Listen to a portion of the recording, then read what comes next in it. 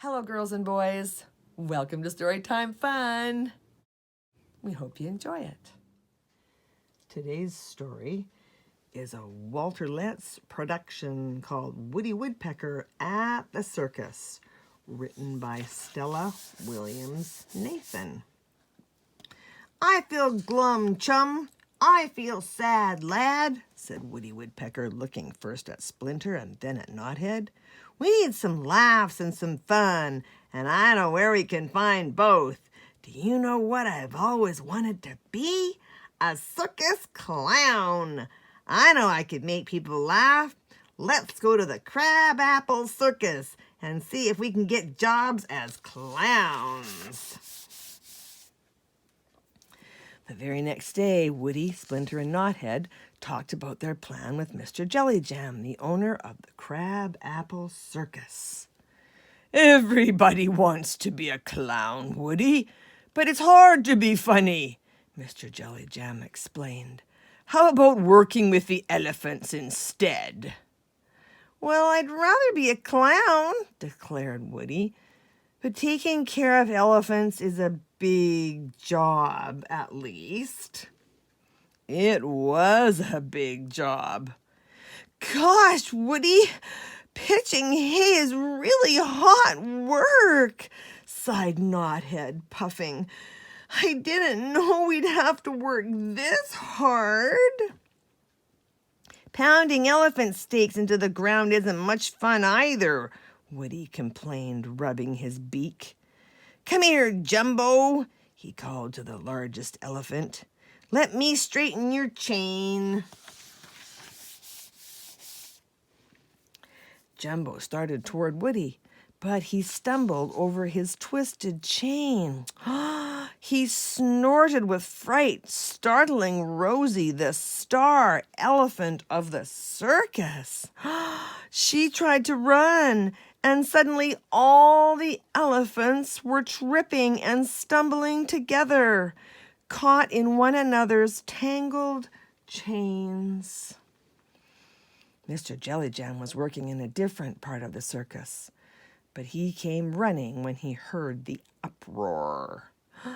Elephants need to be kept calm, Woody, he said firmly. I think we'd better find a new job for you and Splinter and Knothead. Can't we be clowns, Mr. Jellyjam? Pleaded Woody. I'd never be sad lad again if I could be a circus clown. No, Mr. Jellyjam shook his head. You see what you can do to help Leopold, our lion tamer. That seemed a good idea. So off they went. I know how he can help Leopold, Woody told his friends. Here's the chair he uses in his act. I'll peck some holes in the seat so he can see what the lions are doing every second. Splinter and Knothead agreed that this ought to be a great help. That night, the jaunty Leopold, carrying his chair and whip, entered the lion's cage. He motioned with the chair toward Lorenzo, the boldest lion of all. Lorenzo gave the chair a big swat. Crash! Both Leopold and Lorenzo were stunned when the chair seat fell apart, and the pieces flew across the cage. Whoa! Lorenzo leaped to the floor to examine what was left of the chair, and Leopold scurried out of the cage. Both of them glared at Woody, who was trying hard to look as if a broken chair were part of the act. Get out! Bellowed Leopold. Don't help me! Grrr!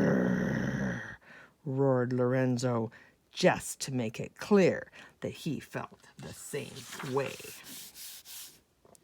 Woody and the kids weren't at all surprised the following morning when Mr. Jellyjam asked, Woody, how would you like to try something else? The trapeze act needs some help, but be careful.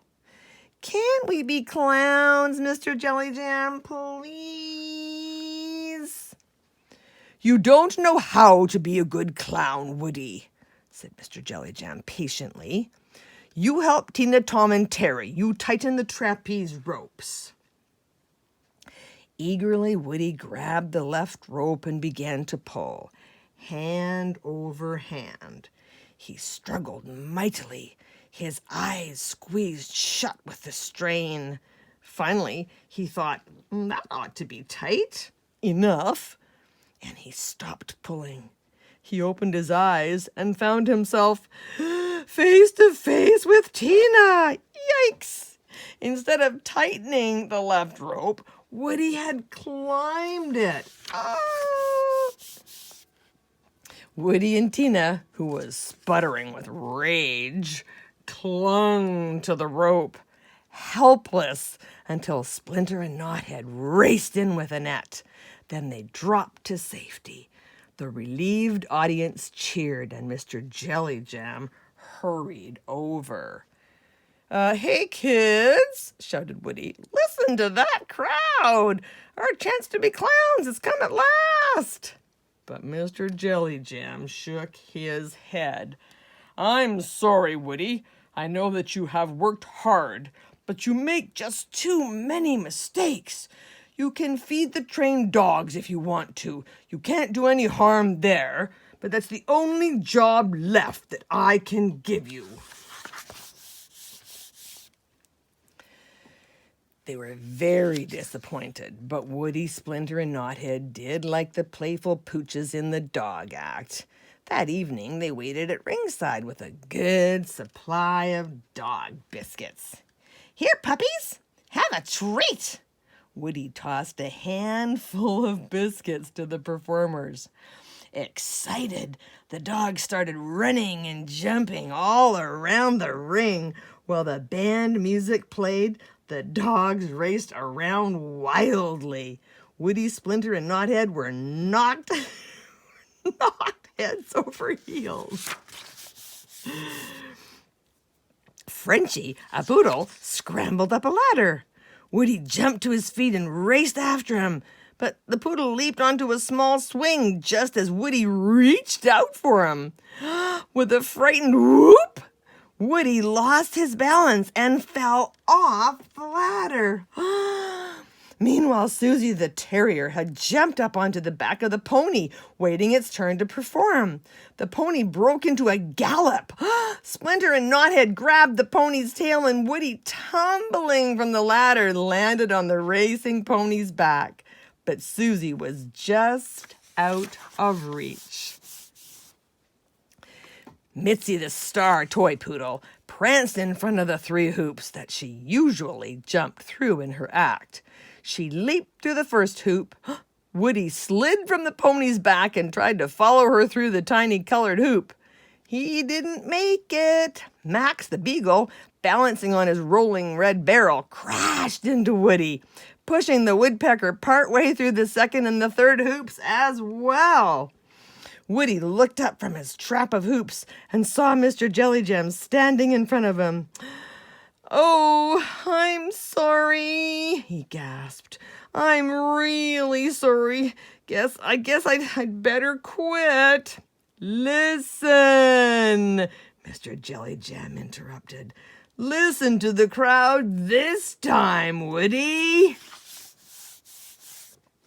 Woody listened, and he heard laughter and cheering, such as he had never heard before. The audience thought the blunders had been all part of the act, and they loved it. "Woody, you were right," Mr. Jellyjam said. "I was wrong. You are a wonderful clown. Oh, how you can make people laugh." Happily, Woody bowed to his cheering fans. "Thank you, Mr. Jellyjam." He turned to Knothead and Splinter. "Don't be sad, lad. Don't be glum, chum. We're clowns in a circus show. And what a great life it's going to be, making people laugh." Yes, and that's it for today. See you next time.